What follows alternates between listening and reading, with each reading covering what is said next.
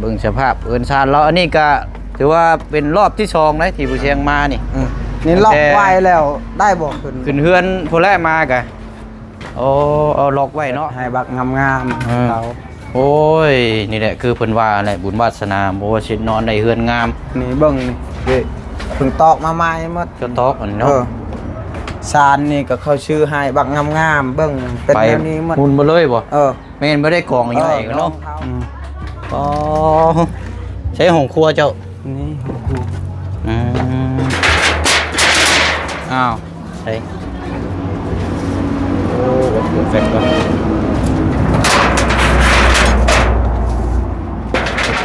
กับ500,000กีบเด้อน้องเด้ออยู่นี่เด้อนี่พี่น้องอันปลายมันนี่มี500,000เนาะเอานมมือเอาล่ะขอบใจเด้อผู้ใหญ่ใจดีที่มาช่วยเหลือ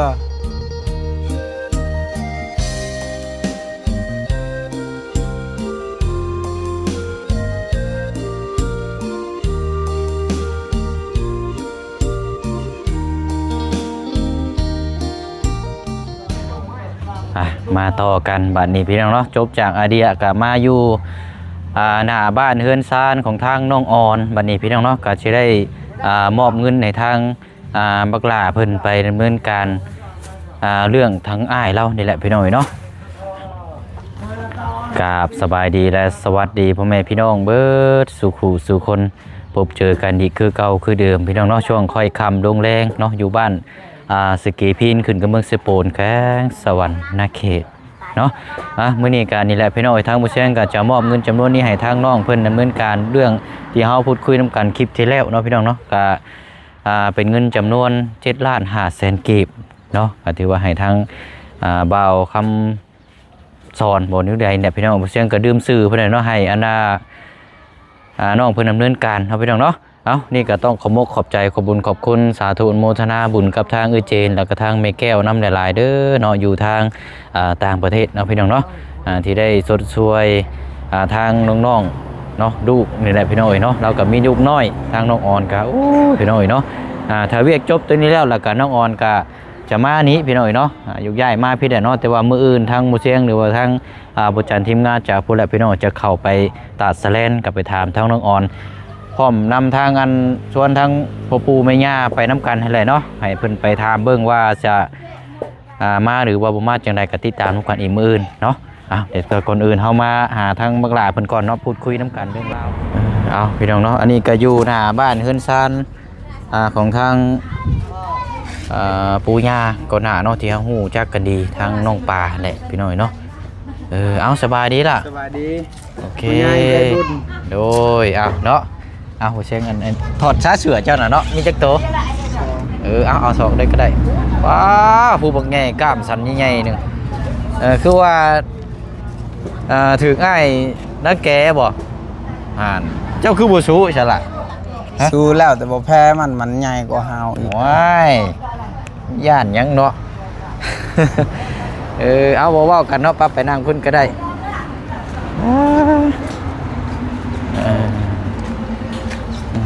ใช้อันทางปลูกตู้มีตู้ได้สาทางพกกับแม่ได้แม่เขาตายแล้วยังแต่พ่อ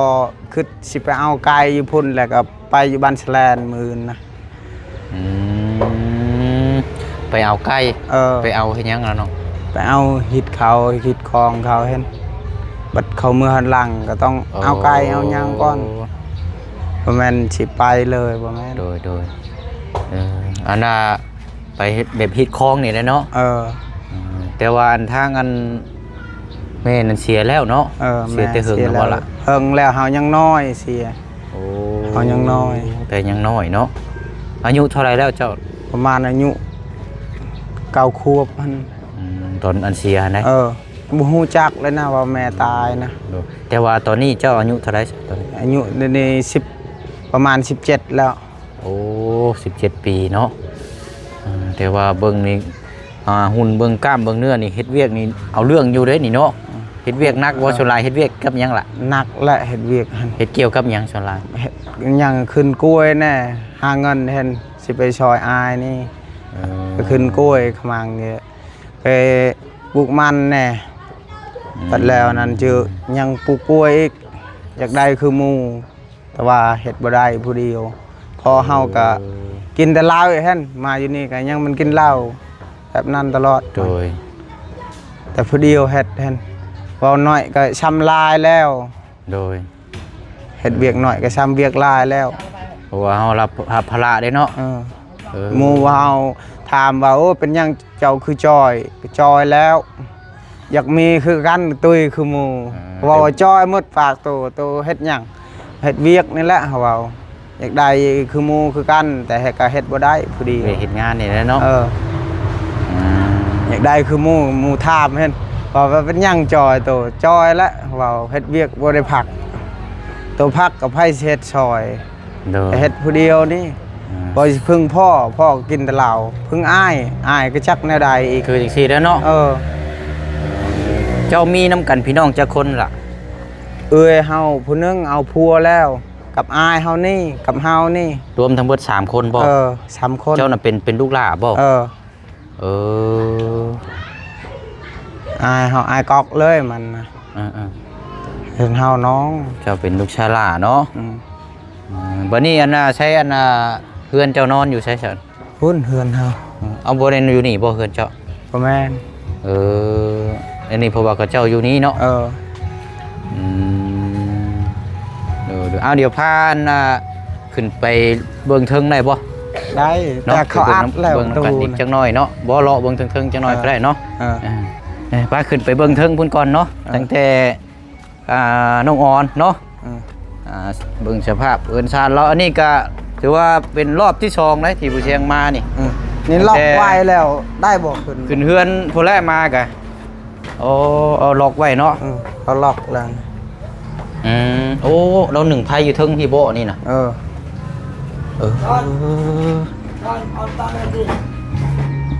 โหดแล้วเนี่ย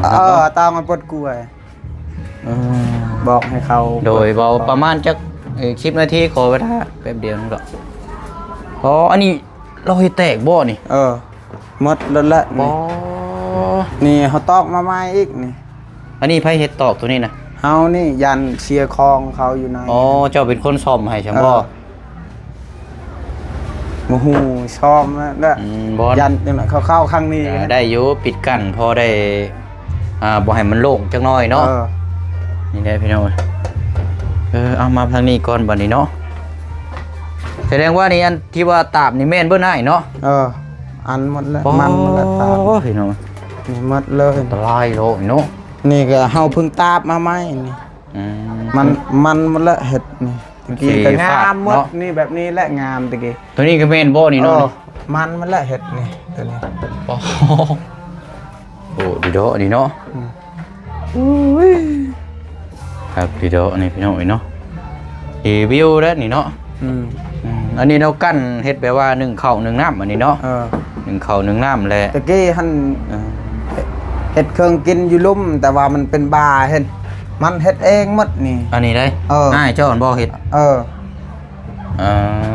มันเป็นบาร์เดี๋ยวมันเฮ็ดอยู่เฮือนมันยานว่าเขาเอาเมียมันไผสิเอาเมียเบิ่งลูกก็3 4 5คนแล้วไผสิเอาเมียมันแต่ว่ามันเบอร์นี่เห็นคนอยู่บ้านนี่ก็ฮู้จักหมดเพราะมันเป็นบาร์ดีแต่ว่าเราบ่ได้ไปทำลายคนอื่นเนาะ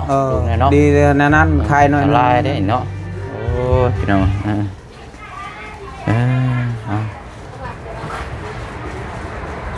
เบิ่งเครื่องของเนาะหมุนบ่เลยเนาะหมุนหมดเขาเฮ็ดให้บักงามๆเขาโอ้ยนี่แหละคือเพิ่นว่าแหละบุญวาสนาบ่ว่าสินอนได้เฮือนงามนี่เบิ่งนี่เพิ่งตอกมาใหม่หมดก็ตอกอันเนาะซานนี่ก็เขาชื่อให้บักงามๆเบิ่งเป็นแบบนี้หมดหมุนบ่เลยบ่แม่นบ่ได้กองอยู่นี่เนาะกองเขาหมดครับนี่โดนี่เนาะ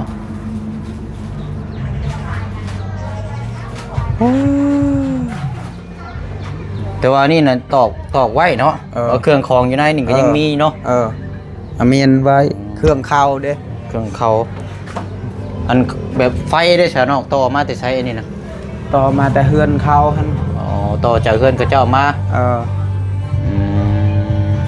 ต่อมาแต่เฮือนเขาเอาโอเคเนาะพี่น้องเฮ็ดจังไดเนาะ ทางน้องนี่อันอ้ายถามกินเหล้ากินยาอยู่บ่ บ่ บ่ได้กินคือหมู่คือหยังบ่ บ่คันกินก็มันว่าวดอกเฮาก่อนและบ่ได้ไปหาดอกอันนั้นอันนี้สิไทยอายหั่นเห็นไปหาขึ้นโกยหยังนั่นบ่ดอกฉันไปกินยาก็ไปกินน้ำข้าวคือกันสิไปเฮ็ดหยังก็บ่ได้วุ่นวายเลยกินยาแล้วเลยแต่คนอยู่บ้านนี่ก็บอกตลอดเห็นว่าอย่าเฮ็ดคืออายตัวเด้อเห็นผู้มือเขาบอกว่าโตยังผู้เดียวเจ้าของเฮือนซ่านเห็น แม่นนั่นแหละ โตเฮ็ดแบบคือข่าวนี่แล้วเลย ได้บ่มีไผดูแลได้บัดนี้เนาะ จังน้อยไผดูแลพ่อแม่เจ้าอีกพ่อเจ้าก็ฮู้จักว่าอายโตเป็นแบบนี้เบิ่งมันก็บ้าย้อนสิกินเหล้าคู่มือตลอดบ่ได้พักแล้วนะเขาว่ากินนี่เป็นอาทิตย์จนว่ามันบ่มีเงินนะมันมีเงินมีแต่กินกับกินนี่แหละมันอายเฮาให้กระตักเขาว่าจะเจ้าอย่าเฮ็ดพ่อเจ้าก็เขาฮู้อยู่แล้วว่าฮู้จักแต่การกินนั่นเห็นกินแต่เหล้านี่อายเฮาแบบ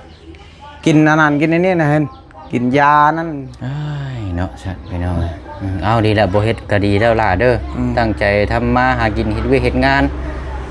สิ่งที่อยากได้ก็มีแต่เฮาหาเอาเท่านั้นเนาะเป็นจังไดพี่น้องเอ้ยเนาะอันเฮือนนอนแท้ๆนั่นบ่ได้อยู่นี้เนาะอยู่ใช้น่ะไกลตึกบ่ บ่อนเจ้าเมียนรถนั่นเด้เฮือนค่อยนั่นเฮือนนั่นแต่ยังแม่เฮาจนว่าเฮาเขาเฮ็ดเฮือนนั่นเฮายังบ่ฮู้หยังนะบ่แม่นว่าดอกแต่จนซ้ำนี้แล้ว นอนอยู่กับไผอยู่หั่นตอนนี้ พอเฮา 2 คนบ่ 2 คนเฮา โอ้บัดอันเฮ็ดข้าวในอยู่ในกินซื่อก็กิน เฮ็ดเอง เฮ็ดเองเนาะเจ้านึงเองกินเอง แต่หมู่ว่าเป็นหยังเจ้าคือบ่เอาผัวเอาเมียคือเขาเฮาว่าย้อนบ่มีนี่แล้วทุกสิไผสิมักแหละคันมีเจอบ่ได้สิบ่อยากเอาเมียคือเขาหมู่หยอกแฮ่นหมู่ในบ้านหยอกว่า เจ้าบ่แซวยอกเนาะโอเคป้าสาลงไปข้างล่างเดี๋ยวเมื่อเทำเบิ่งเฮือนนอนเจ้าก่อนเนาะเอารอบมาพุ่นละพี่น้องเดี๋ยวจังอันนี้โอ้ยดีแล้วเจ้าดูได้คันว่าบ่มีเจ้านี่บ่แห้งแล้วนี่เนาะท่านคันนายบ้านนายยังก็ยังพึ่งอยู่เฮานี่เขาพึ่งสิพ่อเฮากินเหล้าอีกบ่รอบ่แลอีกโดยป้าพุ่นละเดี๋ยวย่างมือเบิ่งเฮือนเราก่อนพี่น้องแบบคันสิว่าก็เฮือนกกขึ้นเข้านะไอ้เนาะ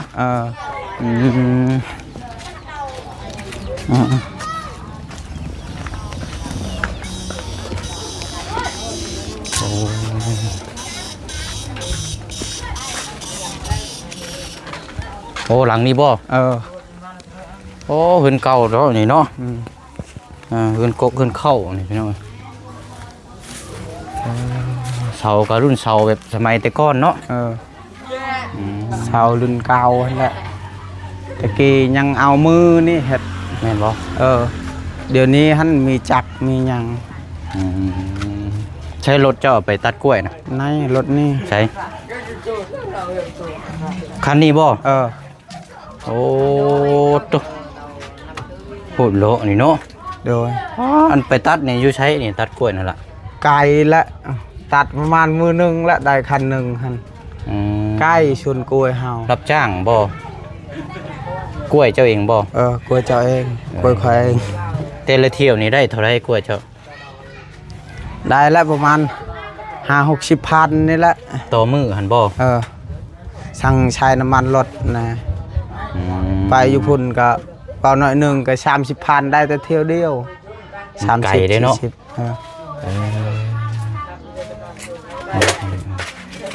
อันนี้พื้นนี่ไผพาซะนี่นะพื้นเฮาไปเอาอยู่พุ่นอยากสิตายบ่มีพื้นแต่ว่าพานี่เจ้านี่เนาะเป็นคนเฮ็ดเองป้าเดี๋ยวพาขึ้นไปเบิ่งเทิงเฮือนเด้จังหน่อยก่อนเนาะเอาเดี๋ยวบอกเพิ่นแป๊บนึงเด้อผู้ตู้เด้อเดี๋ยวขอเวลาแป๊บนึงโดยโอ้บันไดกันเนาะใช้ห้องครัวเจ้านี่ห้องครัวอ้าวใช่โอ้เปิดแฟลชก่อน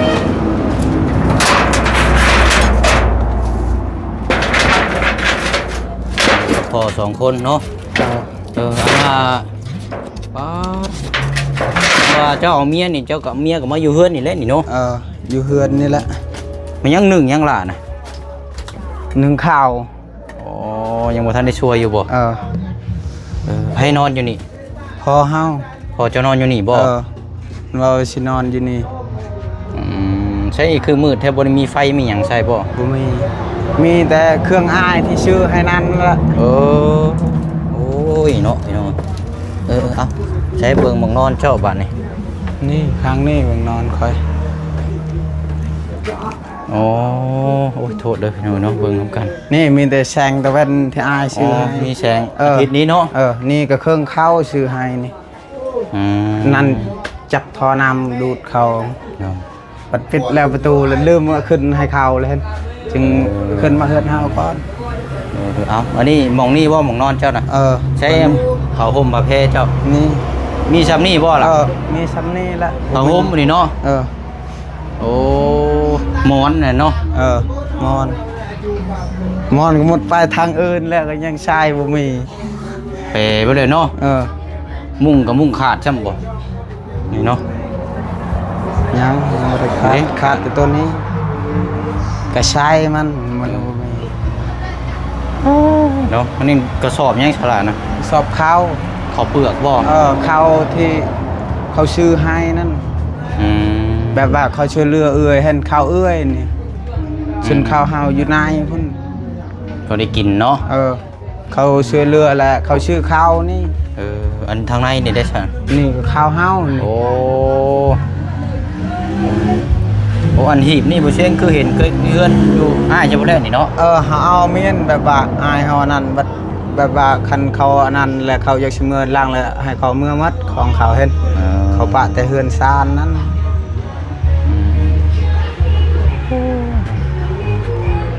นี่แล้วล่ะเนาะมีข้าวมีน้ำเนาะกินข้าวนี่ก็บ่าวซื้อเรือให้เงินตอนนั้นเด้ก็เขาแบ่งให้เฮานะข้าวสารบ่ข้าวนี้นะข้าวสารซื้อเอาข้าวสารก็ซื้อเอาข้าวสารแล้วก็ทางข้าวเปลือกเนาะ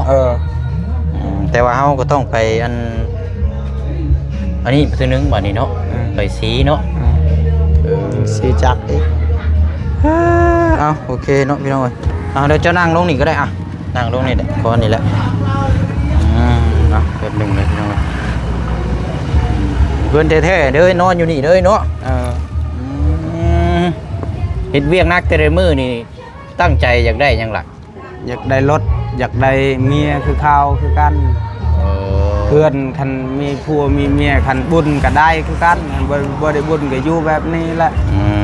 คันบัตรชนะคันเห็นอยากได้รถเนี้ยนะรถจักรนี่เอารถจักรนี่ขี่บ่ได้บ่สิบ่นี่รถจักรอายรถจักรง่ายเจ้าบ่นี่นะของเจ้าบ่ได้มีบ่เครื่องเขาเห็นผัวเมียเขาก็รถเขาใช้เองของกระเจ้าเด้เนาะรถนี่ก็รถจักรอยู่นี่ก็บางเทื่อก็อยากไปเล่นกับขี่รถนี่คันนี้ได้ไปบ่ไปน้ำมูเห็นมูกับม้วนมันสิบ่รับข้างทางบ่ดอกคอยไปคอยเมื่อบางเทื่อก็ตายก็ยู่เอาละมูนันมูเว้าโอ้ยรถแบบนี้ก็พาบูไปเขาว่าบ่มีรถเซ็ตนะได้เอาคิดว่าสิพามูอีกกันยู่เอาอีกซอยยู่กันได้เนาะแล้วรถมันตายเฮาพร้อมขี่กันยู่เอาละเมื่อเดินสาวหั่นเอาเนาะพี่น้องเอ้ยนี่กันมันซานเนาะมีแต่ว่านี่แหละทางผู้เชี่ยวก็ถามมาเบิ่งเข้าๆน้ำกันมีแต่ว่าแหละที่เฮาคุยน้ำกันล่าสุดนี่เนาะเพราะว่ามีแต่เจ้านี่ได้ที่จะนั่นเด้อผู้เชี่ยวมอบเงินให้แล้วก็ดำเนินการเด้อน้องเด้อมื้ออื่นเด้อไปหาในบ้านแล้วก็พาพ่อแม่ได้ไปเด้อเห็นให้แล้วเนาะเอาทำนั้นแหละพี่น้องนำกับตักพุ่นแต่พุ่นนำกินกับน้ำกินตักอยู่ใช่น่ะพุ่นอยู่ห้วยอยู่ทางพุ่นแบบว่ามันบ่มีท่านโดยเอาอันนี้อ้ายมอบให้เจ้าเจ้ารับผิดชอบเองได้หลายเอ้ยบัดนี้เด้อเจ้าได้เนาะเดี๋ยวอ้ายสิเข้ามาอัปเดตอีกทีนึงเด้อว่าอันทับปั๊บแล้วก็มื้อเจ้าก็ไปหา ในบ้านน่ะให้เพิ่นไปเคลียร์เลยบัดนี้เด้อบางเทื่ออาจเจ้าไปเคลียร์แล้วปั๊บนี่หลังจากกลับมานี่บ่เสียงสิมารับเจ้านั่นอาจจะไปบ้านตาสะเลนอาจจะไปน้ำกันก็ได้เนาะนั่งแล้วไปพูดคุยกับพี่นางเจ้านะกับน้องออนให้เรามาอยู่พี่บัดนี้ถ้าว่าเคลียร์ตัวนี้แล้วนะเนาะโดยทั้งหมดนั้นเท่าไรก็เจ้านะเท่าใดเงินนะ9 ล้านเท่าใด9 ล้านบ่คือว่า7 ล้าน7 ล้านนี่มีแต่ค่าภาคค่าเขาจับ1.5 ล้านตกเป็น9 ล้านเห็นบ่พอได้ซะนี่เนาะเพราะว่าคุยกับบ่จันว่า7.5 ล้านคันว่าบ่นั่นก็จังว่ากันซะเนาะเอาตัวนี้ไปจ่ายให้เพิ่นก่อนเด้อโดยว่าตามที่เฮาคุยกันนั่นแหละเนาะโดยค่าตอนนั้นก็จังว่ากันอีกเทื่อนึงเนาะโดยเอา7 ล้านกับ500,000กีบเด้อน้องเด้ออยู่นี่เด้อนี่พี่น้องอันปลายมันนี่มี500,000เนาะเอานมมือเอาล่ะขอบใจเด้อผู้ใหญ่ใจดีที่มาช่วยเหลือเอาอันนี้เนาะเก็บไว้ดีๆมื้อก็พร้อมดำเนินการบัดนี้เด้ออันเท่าไรก็จะว่า9 ล้านเท่าไรก่อน9 ล้านเต็มเลยพอดี1.5 ล้านนั่นภาคค่าเขาจับ7.5 ล้านนั่นเลยส่งให้เขานี่เท่ากับตัวนี้เขา7.5 ล้านก็ยังขาดเท่าไรบัดนี้ขาด1.5 ล้าน ขาด1.5 ล้านเนาะอ๋อโอเคจ้ะเดี๋ยวตอนนั้นเดี๋ยวมื้อจังว่ากันเนาะเอาเคลียร์ตัวนี้ก่อนเด้อน้องเด้อโดยเอาจังไดก็สู้ๆหั่นแหละเนาะผ่านพ้นไปเอาไม่แต่ว่าทางน้องหลานนุ่มมือบัดนี้เอานุ่มมือใช่เพราะว่าเป็นขึงเนาะเป็นอันใช้ลูกอ่อนผูกแขนใช้ผูกแขนอันหมดเบียโดยเอาอันน่ะฝากขอบมุกขอบใจทั้งเอื้อยเพิ่นเด้อเพิ่นชื่อเอื้อยเจนนี่เอื้อยเจนเนาะขอบใจเอื้อยเจนนี่เด้อที่มาช่วยเหลือเฮาทุกข์ยากนี่ขอให้เจ้าหาเงินหาคำขอให้ร่ำให้รวยอย่าเป็นนิยังอย่าเป็นใครไอ้นาวขอให้โชคดีตลอดไปเด้อโอ้ยเอาเพียงแล้วเนาะเอาตามนั้นเด้อล่ะเด้อไปกัดจ้อยไปนั่นแหละว่ากันก่อนนี่หน่อยเนาะอันนี้ผู้ใหญ่เพิ่นอยากซอยหั่นน่ะเด้อตั้งมุกตั้งใจได้เนาะเก็บไว้ดีๆเราสิมาตื่นมาดูว่าสิไปลงเงินเฮียนหรือบ่แฮงเด้รับผิดชอบแล้วเจ้าเด้อไปหั่นได้เด้อล่ะเด้อเอาเดี๋ยวเอาสบายดีพี่น้องนะโอเคคุณจะดีช่วยเรือค่อยเอาอะไรเนาะโอ้เนาะบันไดก็คือน้อยแท้มันสิบ่ฮักป้อนี่ไปเนาะและพี่น้องเนาะก็มามอบอยู่เฮือนทางน้องเพิ่นอันเจ้าชื่อยังก่อนล่ะคือสอนบ่อ้ายเจ้าชื่อยังค่ะซื้อมันซื้อสอนคำเจ้าหน่ะซื้อสอนแต่ว่าเจ้าหน่ะซื้อสอนคำเอาสอนคือกันบ่ผมจะมาให้เพิ่นสอนคือกันเนาะมันสอนคำมันเจ้าหน่ะซื้อสอนซื่อเนาะอ๋อโอเคโดยหมดเจ้าหมดโดยผู้ตู้ไปเด้อเฮากลับก่อนยังก็จะว่ายังแบบเราว่ายังก็ล่ะผู้ตู้นี่เราว่ายัง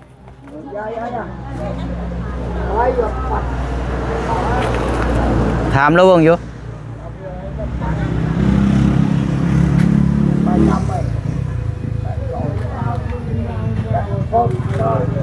พอกับคนเมานี่พี่น้องเอ้ยเมื่อย